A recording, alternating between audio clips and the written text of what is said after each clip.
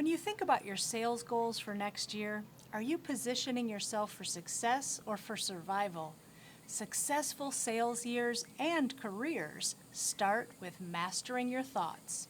This is easier said than done. If you're not actively monitoring and shaping your mindset to maximize your sales opportunities. Valerie Zeibron here, and I'll be presenting Recalibrate Your Selling Mindset at RVDA.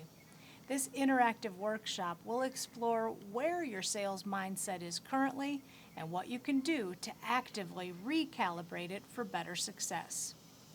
Your thoughts are the roots that create the fruits of improved leads, sales confidence, organization, and follow-through. Raise your awareness and your results in this session designed for frontline sales professionals and their leaders.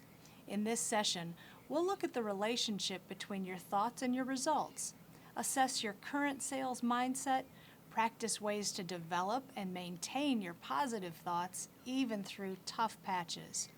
Whether you're a seasoned sales pro or new to selling RVs, this session will give you what you need to build more trust, confidence, and loyalty with each prospect and customer you interact with. Looking forward to seeing you at RVDA.